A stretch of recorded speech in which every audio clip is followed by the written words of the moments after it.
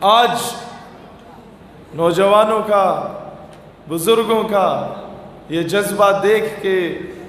مجھے یقین ہو چکا ہے کہ وہ وقت دور نہیں ہے جب خلافت عثمانیہ کا پرچم دوبارہ ملا عمر مجاہد کا دور واپس آنے والا ہے انشاءاللہ، کہ آج کے بعد پاکستان امریکہ کے کہنے پہ جنگیں نہیں لڑے گا انشاءاللہ تعالی۔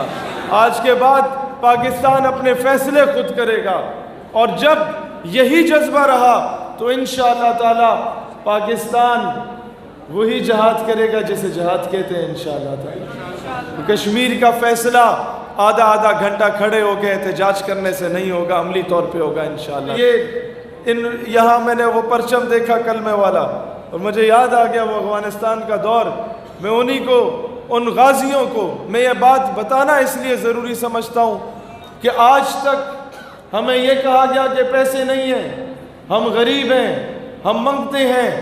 ہم FATF کی زد میں ہیں، ہم IMF کی زد میں ہیں، ہم ورلڈ بینک کی زد میں ہیں، ہم کس طریقے سے امریکہ کو آنکھیں دکھائیں گے۔ غریب ملک ہیں، وہ پشتوں کی ایک مثال ہے، غریب کو پیدا شوے کو بغیرات اچھا کرے،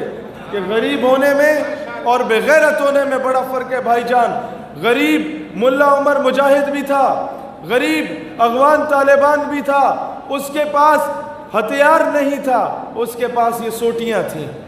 لیکن وقت کی سپر پاور کو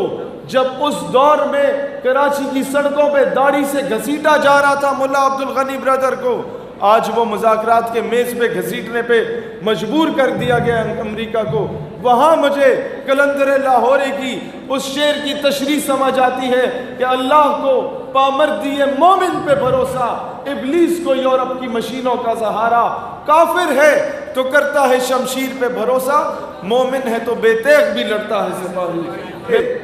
انہی مجاہدین کی نظر کہ ہم تختہ و تخت میں سے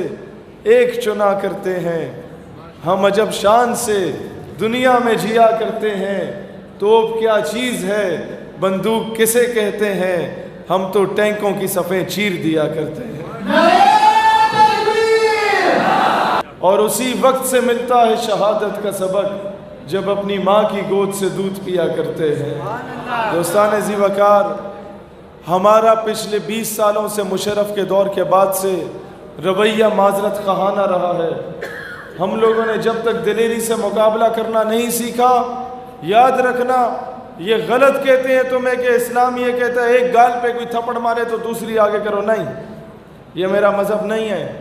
وہ تو کہتا ہے قرآن کا قانون ہے، خون کا بدلہ خون ہے، ہاں معاف کر دو تو بہتر۔ دوستان ذی وقار، جب تک یہ بزدلی، جب تک یہ بغیرتی، جب تک یہ معذرت خواہانہ رویہ ہماری ریاست اپناتی رہے گی، تب تک پاکستان کی بیٹیاں عافیہ صدیقی کی صورت میں اٹھا کے دشمن لے کے جاتا رہے گا، جب تک آپ کا یہ ریمنڈ ڈیوس کو باعزت بری کیا جائے گا، تب تک رات کی تاریکی میں نور خان ایئر بیس سے کرنل جوزف کو باعزت باہر بھگا دیا جائے گا۔ آج ضرورت اس امر کی ہے،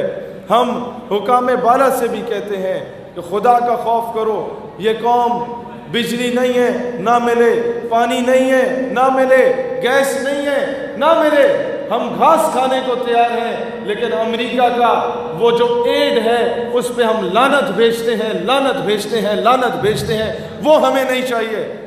امریکہ کی ایڈ کی بنیاد پر میں ہمیشہ یہ کہتا ہوں کہ قوم کی بیٹی ڈاکٹر عافیہ صدیقی ہے، قوم کی بیٹی ملالہ یوسفزئی نہیں ہے۔